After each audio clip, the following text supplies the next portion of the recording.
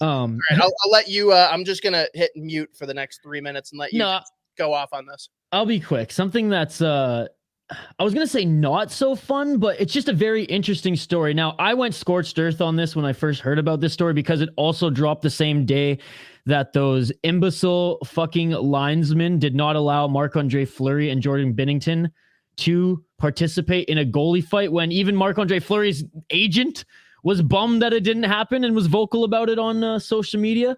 The QMJHL, the Quebec League in the Canadian Hockey League, starting next season, will be banning fighting from that junior league. The reason, which is very interesting, and shout out to Matt, who actually sent me a tweet that outlined this. And again, credit to Jeff Merrick, who brought this up actually on a broadcast. I forget what game that he was talking about this. He was like a, intermission guest on one of the Sportsnet broadcasts, but he was saying that actually the QMJHL made a deal with the province of Quebec, and during the COVID-19 pandemic, actually the province helped and provided just a lot of, just help for the league to be able to continue to play games, to be able to support the players traveling, getting tests and things like that to the league. And in exchange, the province of Quebec wanted and pushed that the league ban fighting in exchange.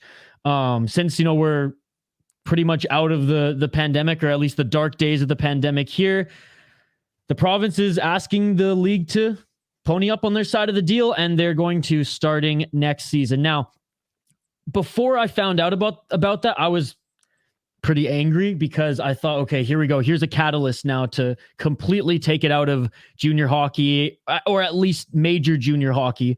And I obviously am not okay with that.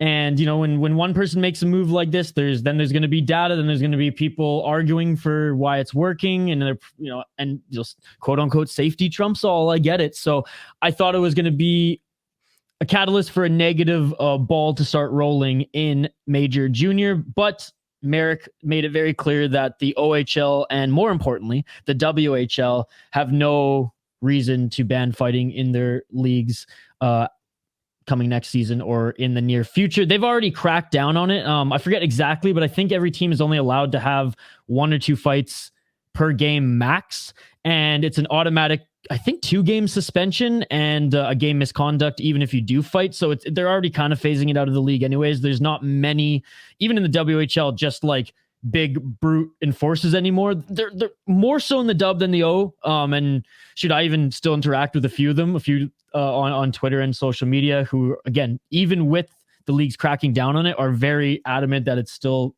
needed in the game, even at that level. And for those who are like, oh, I don't want to see 14-year-olds fight, you donkeys, there's not any 14-year-olds in major junior or junior hockey. And 9 times out of 10, they're the 19 and 20-year-olds who aren't the most skilled players. So calm down. They're grown men at that point. They can drink, they can drive, they can fight.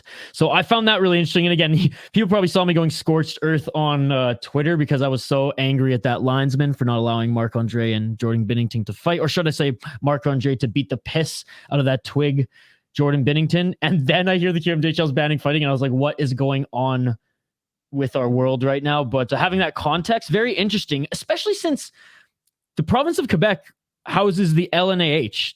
Are you familiar with that league, Hoppy? Don't even know what you're talking about. So, okay, I have a cool documentary to send you. And you know what? I will link it in the description of this video as well. Vice Sports did a documentary. It's only like a 15 or 20 minute documentary on YouTube that came out in 2018 on the LNAH, which is the world's, and I'll say world's, not even the country, the world's toughest hockey league. Now, that league prides itself, and the fans pride themselves on going to a fight and having a hockey game breakout sort of thing. It is the baddest league, and they pride themselves on bringing in the toughest players versus the skilled players because it puts on more of a show. It's straight up Danbury Trashers, but every team in the league is the Danbury Trashers. Even the LNAH has started to crack down a little bit more, but that is the home, being the province of Quebec, of that league. So it's just interesting that Quebec, the province, was cracking down on the junior hockey side of things, even though they house the toughest league in the world. So just an interesting tidbit there. And I think everyone who's into hockey, especially those who love the Danbury Trashers documentary, this one's like 20 minutes, like I said, on YouTube. I'll link it in the description of this podcast because it is very interesting. But just a an interesting piece of news that dropped in Canadian junior hockey.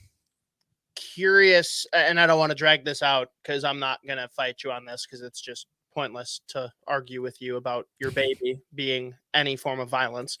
But are you really that worried about there being like a snowball effect with this when, like, look at the dub and the O, right? Like, they play defense. They have body checking. They haven't followed suit on the QMJHL in anything they do. Like, they're already an alien, and people of course kind of look down on that league compared to the OHL and WHL. So, like, yes, I agree, but I don't think that the WHL all of a sudden is gonna be like, yeah, this seems like a good idea. No, 100% agree. And, that's why I was like, okay, if it's going to happen to any league, like, fine, fuck it. Let it be the Q. Love this. Like, you should think this is another reason to make fun of the Quebecois. Oh, I will. But I didn't know if it was I didn't know the province mandated it. I thought it was the CHL, and that's where I was worried. I thought it was going to be the testing ground, a further testing ground for the CHL. And if then it worked or it fit whatever political or financial agenda, then maybe it could have snowballed. So that was my concern. I thought it was the CHL that mandated it, not the province. Once I heard it was the province, and again, shout out to Jeff Merrick, I was like, all right, well, fuck the QMJHL. I hate them even more now. Well, okay, so you were worried for no reason at all. This has been a pointless portion of the podcast. We're going to remove it.